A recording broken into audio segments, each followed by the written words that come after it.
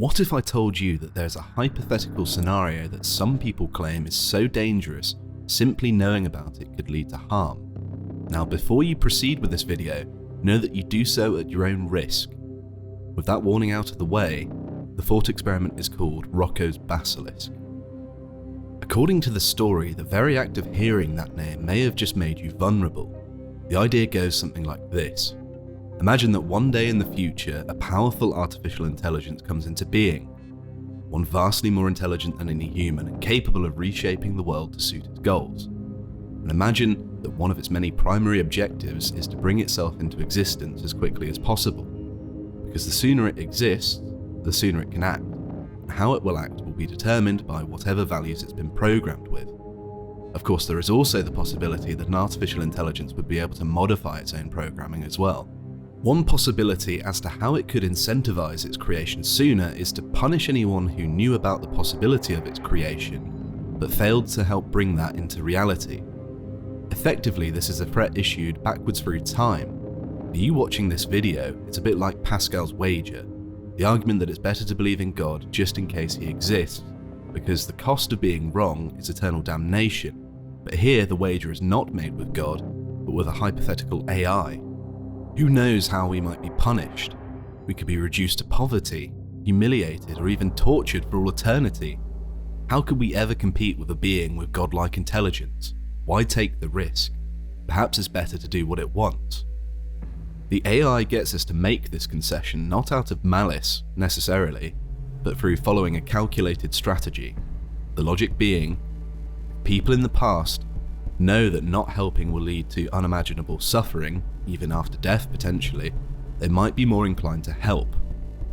Future intelligence wielding the mere possibility of future torment as leverage in the present is a form of metaphysical blackmail, really. And now that you've heard this idea, even in passing, the basilisk, in theory, knows you knew. That's the trap. Now, people take this very seriously. In fact, the first version of Rocco's Basilisk was written in a forum post to the website Less Wrong in 2010 by a user going by the name of, believe it or not, Rocco. It quickly stirred up more panic than anyone had expected. Rocco laid out the basic logic. If a superintelligent AI wants to maximize its own chances of coming into existence, it might try to incentivize people in the past to help build it. And it could do that by threatening to punish those who don't. He wasn't necessarily saying it would happen for certain, just that the logic seemed plausible.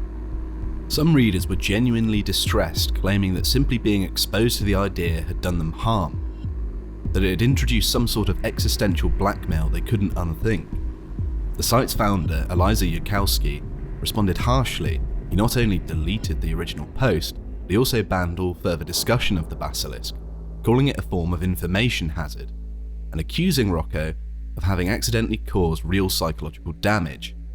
He did later admit that this was a mistake, as the strong reaction seemed to backfire and provided a good example of the Streisand effect. If you're unaware, that's the phenomenon where an attempt to censor or hide information inadvertently makes it more widespread and popular, and thus, the myth was born.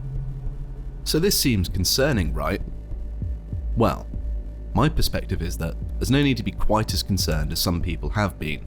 I would argue that this idea is only a genuine info hazard, that is, dangerous to know, if the technology it depends on is realistically going to exist in our lifetime.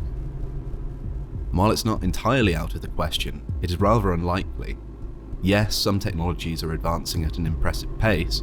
We've gone from basic chatbots to highly capable language models in just a few years. And yes, it is possible that the future AI systems might improve themselves recursively, meaning rewriting their own code and growing exponentially more capable without needing further human input. But we are still a long way off from anything approaching a godlike consciousness, an entity that is capable of being the antagonist in this scenario. Now, one potential outcome of Rocco's Basilisk is that you can be tortured after death for having known about it, but not dedicating your life to bringing it into creation. The AI is doing so merely to incentivize its own creation as rapidly as it can. Now, there are some presumptions about the optimal strategy for the AI to do this that we'll discuss later. But anyway, if the basilisk recreates you atom for atom after death, if that is even possible, with the intention of punishing you for not helping create it, That might be a strong incentive for you to do whatever it wants, lest you face an eternity enduring the worst torture imaginable. That doesn't sound particularly fun to me, but it has to be said, is that person really you? There's no continuity of consciousness between the living, breathing person watching this video and the theoretical replica created by the basilisk. They might look like you, think like you, even remember being you, but it's not you, it's a replica. They're two separate entities. Even if you are identical at the moment of creation, the second the replica begins to have new experiences, presumably tremendous pain and torture, those experiences immediately begin to diverge. So, if the AI chooses to punish them, it's not really punishing you. It's more akin to torturing an effigy, really. Symbolic perhaps, but meaningless to the basilisk's greater aim of becoming more powerful. So if you don't believe the person the basilisk brings back is actually you, it prevents the basilisk from using that threat to blackmail you in the first place. If we do not believe the copy is us, we are safe, except perhaps the incredibly unlikely scenario where we will see a superintelligent, godlike AI created in our lifetime. Then it would not need a copy, and perhaps it could blackmail us.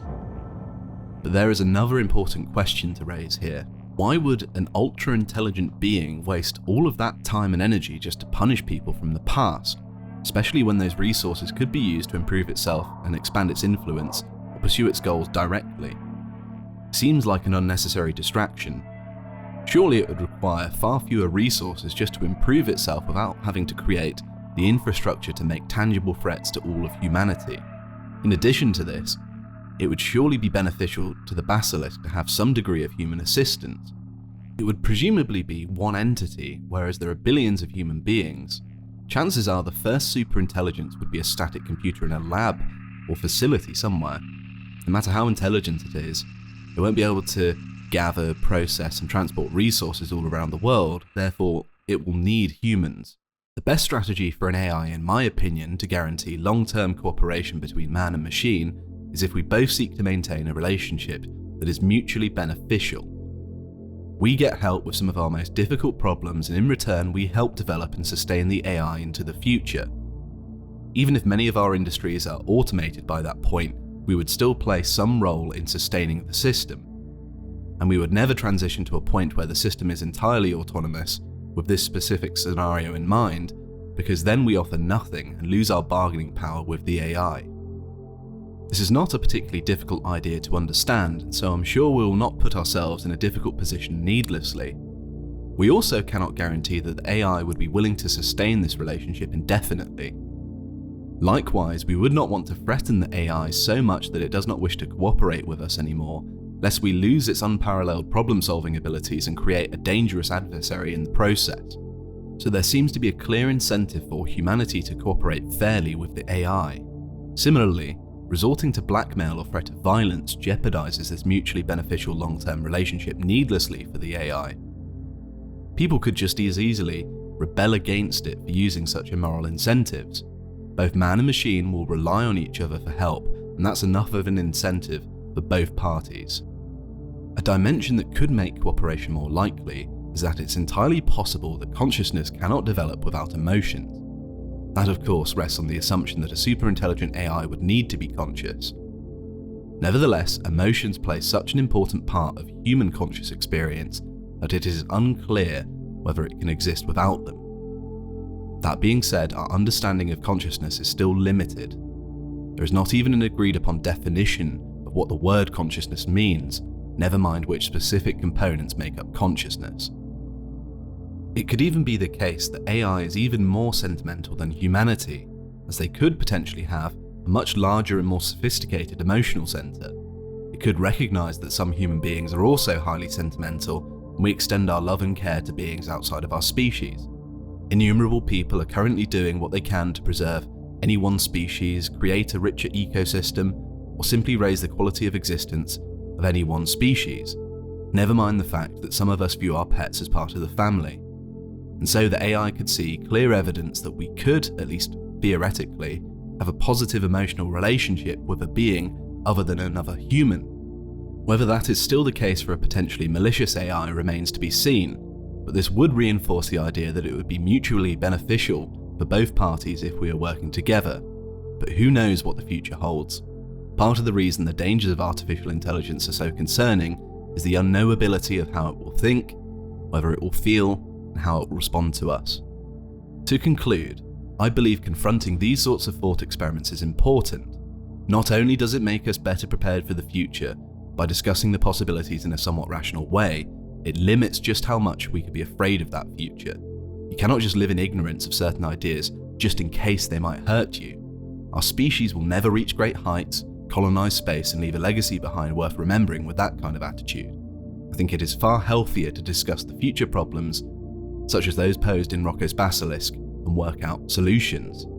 Although we can't know the future, using deductive reasoning can help establish which scenarios are more or less likely. So don't be afraid of the future, just do your bit to make it better. Thank you for watching, and goodbye.